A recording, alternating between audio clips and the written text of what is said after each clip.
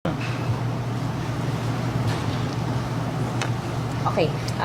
Gov Live tayo no, sa GMA Regional TV1 Mindanao. At nais malaman ng publiko kasi isa ka sa mga nag-facilitate ng pag-surrender ni Pastor Apollo Kibuloy. Can you give us details on that? Yes po, because during the time na lumapit sa akin ang Board of Directors ng QGC at with Attorney Bobby Torion na gusto nilang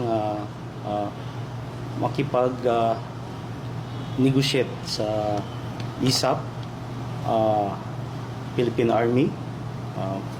So, nung una, parang umiiwas ako dahil alam naman natin na very hot yung issues. But nung succeeding na tumatawag sila sa akin na kung sana matulungan sila na makipag-dialogue sa Philippine Army. So, doon ako nag-umpisa na gumawa ng hakbang na nilapitan ko ang assigned na battalion commander dito sa 60 IB. At sinabi ko na mayroong isang confidential dialogue na gusto ng Board of Directors ng QGC through Attorney Bobby Torion. So doon po ang nag-umpisa na nag-facilitate po tayo na mag-uusap po sila. At alam po natin na yun ay tungkol sa kalagayan ni Pastor Kibuloy na gusto na siyang sumuko pero ang tiwala niya ay doon sa Philippine Army, sa ISAP. So doon nag-umpisa na ako yung nag-bridge para naman mag-abot itong dalawang grupo. So nung succeeding mga four consecutive dialogue, so nabuo yung tiwala ng both parties. At kahapon doon nag-desisyon. At bago pa yon, so nung Saturday, yun ang parang semi-final namin na nag-uusap. At ang napag-usapan na maghintay ang ISAP sa final decision ng Board of Directors at ni Attorney Torion na sila mismo ang magdala kay Pastor Kibuloy doon sa area kung saan ang final na pinag-usapan na doon sunduin si Pastor Kibuloy. Dahil ang nakakaalam lang sa location ni Pastor ay doon sa meeting ay hindi po nasabi yun. At sila na ang nag-facilitate yung Board of Directors ng QGC. Okay, sir, can you give us, kailan po nag-start, nag-contact si Attorney Torion for that, you said, negotiation? Nag-start po ito nung August 30 at parang medyo malabo kasi hesitant tayo, hesitant ako, hesitant din yung Philippine Army at si Attorney Torion din. Siyempre may reservation siya palagi kung tama ba yung decision nila kasi nga dahil nga sa parang sobrang laki na ng conflict o chaos na nangyari doon sa QGC. So tayo naman sabi ko na kung ito ay para sa kapayapaan at matapos na ang gulong na to, so dapat lang siguro magtiwala yung both sides, yung both sides na side ng ISAP, Philippine Army, and the side of the Board of Directors ng QGC. Okay. Okay, sir, I understand that some of na pag-usapan ay confidential. But can you give us when was the time na nag-agree na And ano po yung napag-usapan? Nung Saturday ito.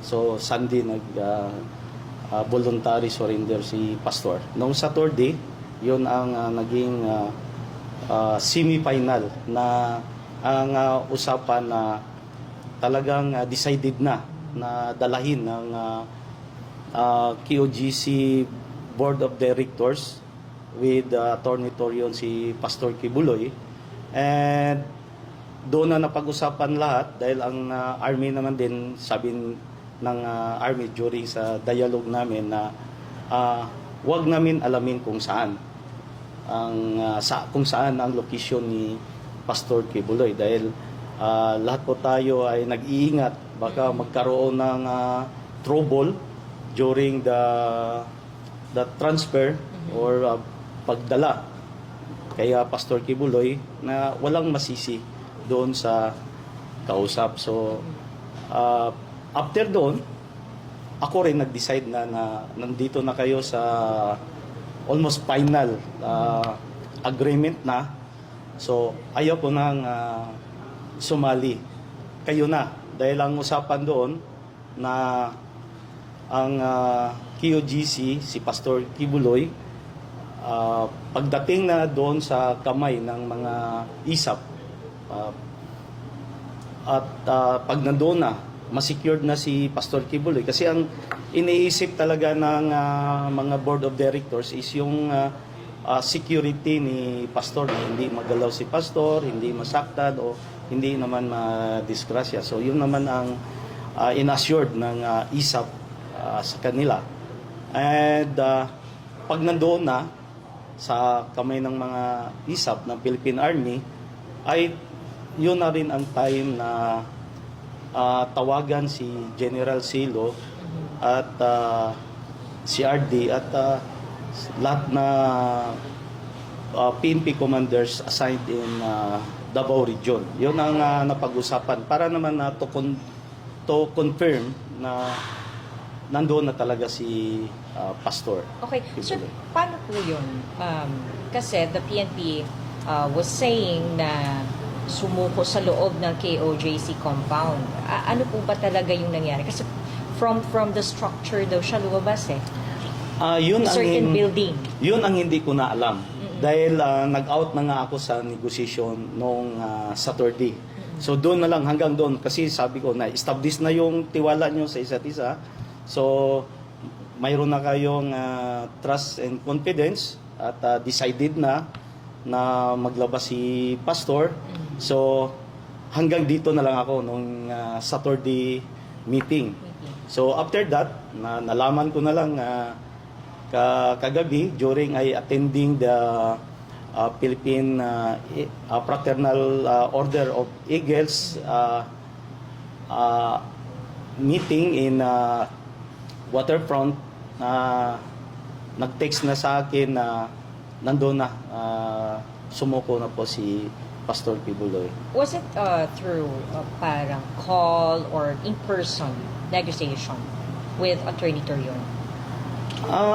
Sa ano doon, yung laman lang ng negotiation namin na yung assurance ng Philippine Army. Kasi nga, di ba, PNP yung pumasok sa QGC. So, ang kanilang tiwala ngayon nandito sa Armed Forces, sa Philippine Army. So pinili nila yung ISAP na yun ang kausapin nila. Kaya yun din ang ginawa ko na makunik lang ang side ng ISAP through the Battalion Commander of 60IB, si Lieutenant Colonel Kabading, para siya nang bahala at during the starting of the negotiation, nire-request din nila yung presence ko dahil nga parang ako ang maging third party o witness doon sa lahat ng pinag-uusapan na walang mangyayaring double cross sa negotiation during sa mag-decide na magsuko si Pastor Kibuloy. Sir, personal yung negotiation, personal. Yes, personal po namin ginagawa with Attorney Torion at yung